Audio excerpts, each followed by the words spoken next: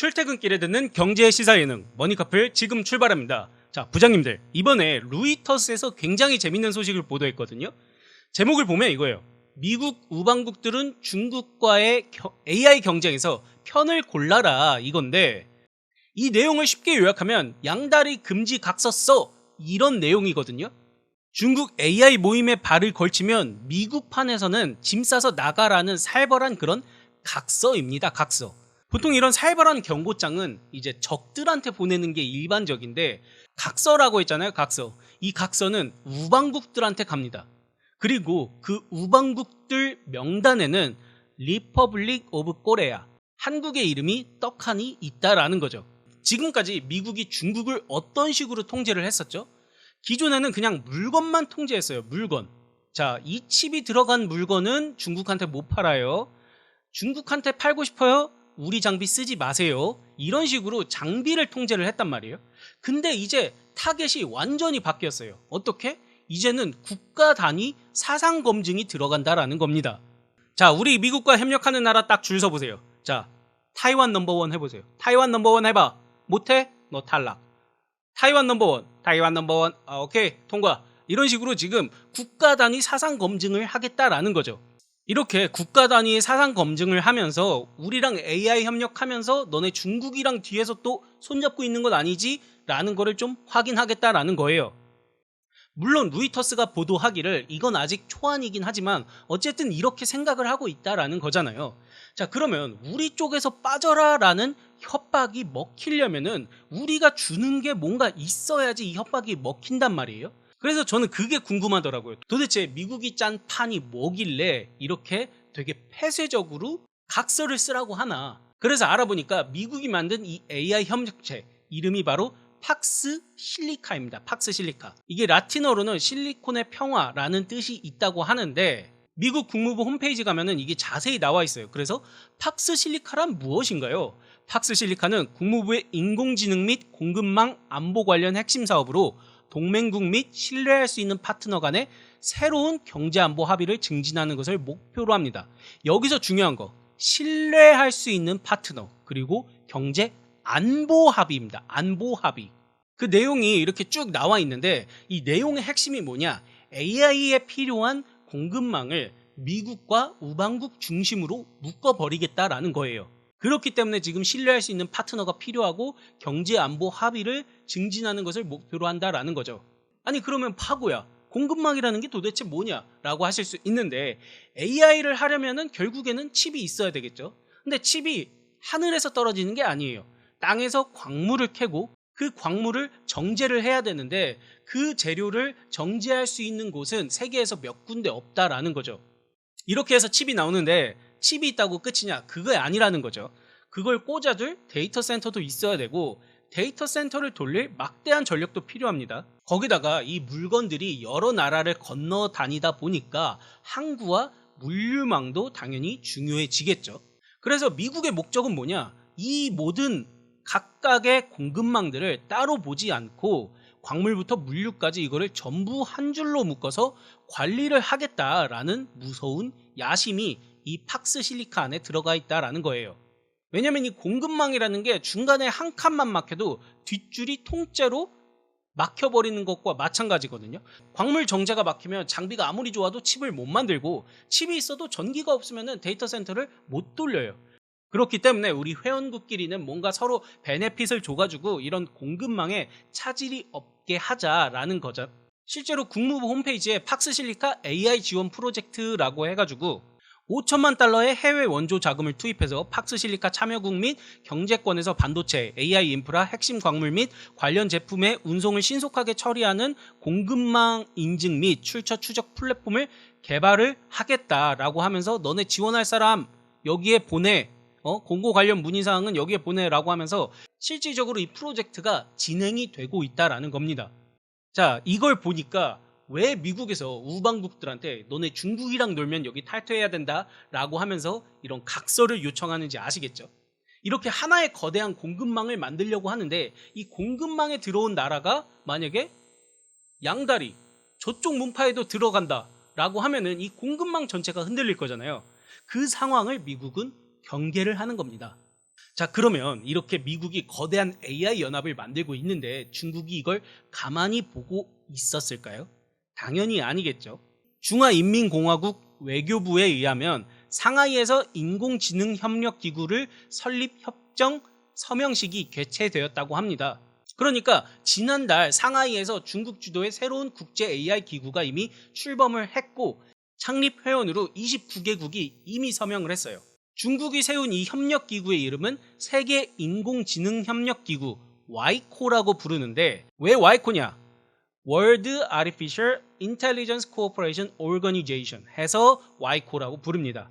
와이코는 인공지능 분야의 국제협력과 글로벌 거버넌스를 증진하고 모든 인류의 이익을 위해 인공지능이 건전하고 질서 있게 유익하고 안전하며 공정한 방향으로 발전하도록 보장하는 것을 목표로 한다라고 하면서 이미 7월에 29개국의 사인을 받았다라는 겁니다. 이렇게 AI 패권을 두고 두 국가가 모두 자신의 편을 모으고 있는데 재미있는 게 이 둘은 완전히 다른 방식으로 자신의 편을 모으고 있다라는 거죠. 자, 먼저 미국 같은 경우는 자격을 따져요. 문을 굉장히 좁히고 충성할 건지 물어본단 말이죠. 최첨단 AI 기술의 통제와 동시에 동맹의 결속을 굉장히 중시하기 때문에 폐쇄적이에요. 그쵸?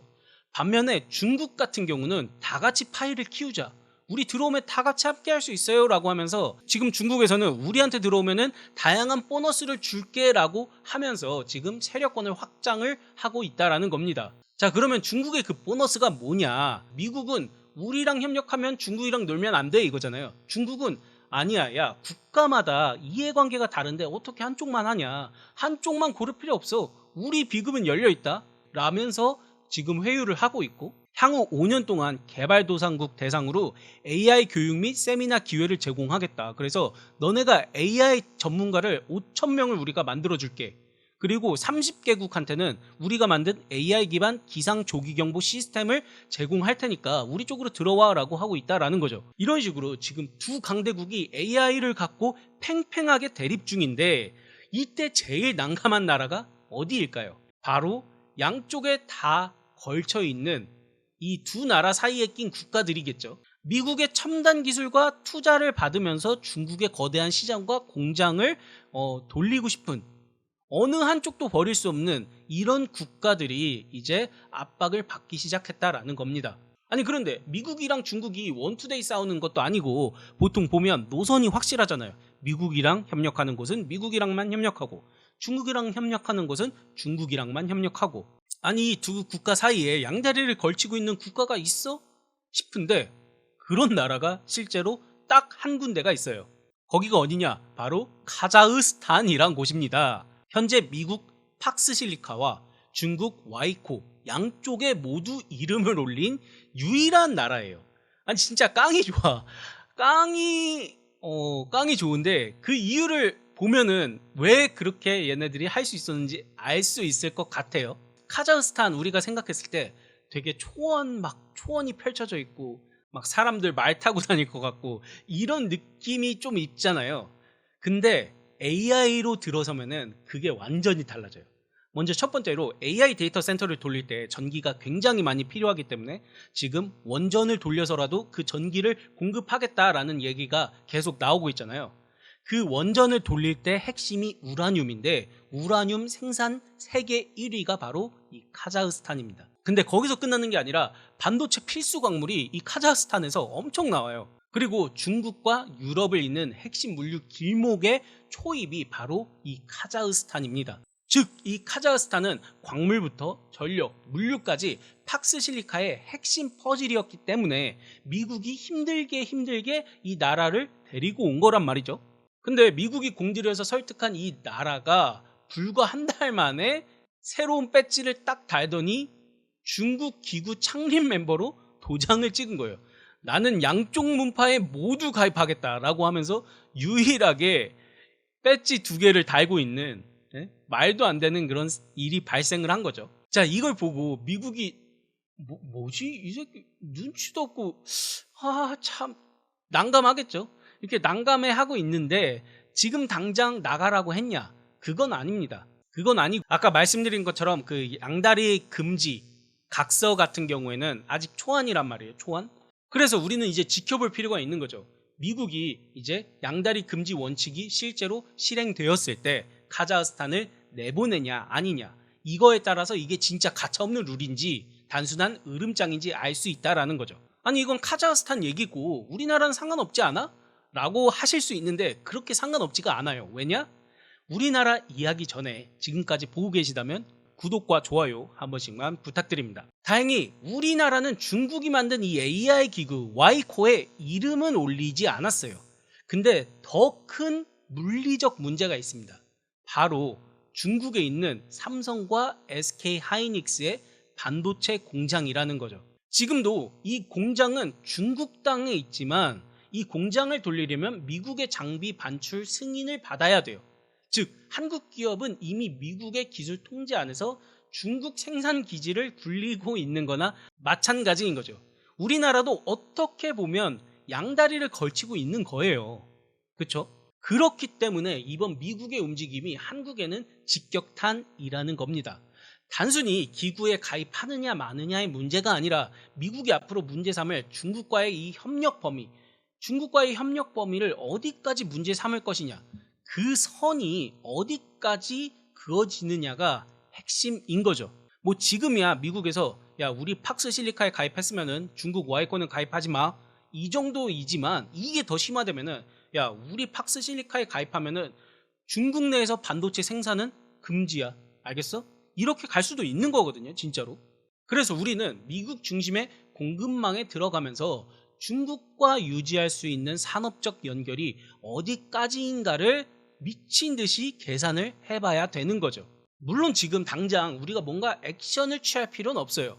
뭐 단순히 이게 중국 와이코 가입만 막는 건지 아니면은 기업 간 합작이나 현지 공장 가동까지 막는 건지는 우리가 굉장히 좋은 재물이 하나 있죠.